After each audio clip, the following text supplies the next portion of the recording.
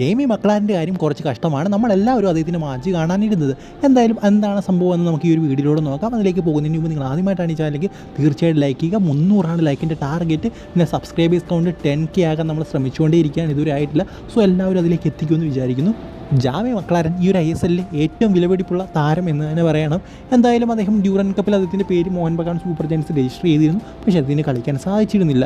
പരിക്ക് കാരണമാണ് നമുക്ക് എല്ലാവർക്കും അറിയാം. പക്ഷേ ഇപ്പോൾ എല്ലാവരും അദ്ദേഹം വിചാരിച്ചിരിക്കുന്നത് ISLൻ്റെ ആദ്യത്തെ മാച്ച് കളിക്കുമെന്നാണ്. പക്ഷേ ഇപ്പോൾ ചില റിപ്പോർട്ടുകളൊക്കെ പുറത്തേക്ക് വരുന്നു. അതായത് അദ്ദേഹം ISLൻ്റെ ആദ്യത്തെ മാച്ച്, അതായത് സെപ്റ്റംബർ 13 നടക്കാൻ പോകുന്ന മുംബൈ സിറ്റി FC-ക്കെതിരായിട്ടുള്ള മാച്ചിൽ കളിക്കില്ല എന്നതരത്തിലുള്ള റൂമറാണ് ഇപ്പോൾ പുറത്തേക്ക് വന്നുകൊണ്ടേയിരിക്കുന്നത്. അദ്ദേഹത്തിൻ്റെ ആ ഒരു പരിക്ക് സ്റ്റിൽ ഭേദമായിട്ടില്ല. അദ്ദേഹത്തെ വെച്ച് റിസ്ക് എടുക്കാൻ മാനേജ്മെൻറ്റ് തയ്യാറല്ലെന്നാണ് അറിയാൻ സാധിക്കുന്നത്.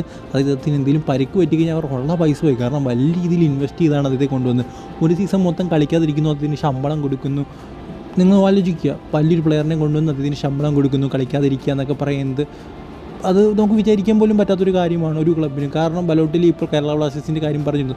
ഇത് കൊണ്ടുവരാത്ത എന്തുകൊണ്ടാണ്? അദ്ദേഹത്തിന് ഡിസിപ്ലിൻ ഇഷ്യൂ കൊണ്ട് അദ്ദേഹത്തിന് ചിലപ്പോൾ കുറേ മാച്ച് നഷ്ടപ്പെട്ടെന്ന് വരാം. സോ അങ്ങനെയൊക്കെ ആകുമ്പോൾ നമ്മൾ വെറുതെ അദ്ദേഹത്തിന് ശമ്പളം കൊടുത്തുകൊണ്ട് ഇരിക്കുകയാണ്. അദ്ദേഹത്തിന് ഒരു ഇമ്പാക്റ്റ് ഉണ്ടാക്കാനാണ് കൊണ്ടുവന്നത്. ബട്ട് വെറുതെ ശമ്പളം കൊടുത്ത് ഇങ്ങനെ പോയിക്കൊണ്ടിരിക്കും, അത് ഗെയിമൊന്നും കളിക്കാതെ. സോ അതുകൊണ്ടൊക്കെ തന്നെയായിരിക്കാം മാനേജ്മെൻറ്റ് ഇങ്ങനൊരു തീരുമാനം എടുക്കാൻ കാരണം. മിക്കവാറും സെപ്റ്റംബർ 13 ഇറക്കാനുള്ള അടുത്ത മാച്ച് അദ്ദേഹം ഉണ്ടാകില്ല എന്ന് തന്നെയാണ് തോന്നുന്നത്. ഇനിയും ഒരു പക്ഷേ അടുത്ത മാച്ചിലൊക്കെ ആയിരിക്കാം ചിലപ്പോൾ അദ്ദേഹം ഇറങ്ങാൻ പോകുന്നത്. സ്റ്റിൽ അതിന് റെസ്റ്റ് തന്നെ കൊടുക്കാനാണ് സാധ്യത. പിന്നെ നമുക്കൊരു സന്തോഷ വാർത്ത കേൾക്കാൻ സാധിച്ചത് അദ്ദേഹം ട്രെയിനിങ്ങിന് ഇറങ്ങിയതാണ് കഴിഞ്ഞ 5-ാം തീയതി. So still no more updates എന്ന് തന്നെ പറയണം. ഇപ്പോൾ കിട്ടുന്ന അപ്ഡേറ്റ്സ് എന്ന് പറയുന്നത് അദ്ദേഹം ഇറങ്ങില്ല എന്നാണ് സെപ്റ്റംബർ 13 മാച്ചിൽ.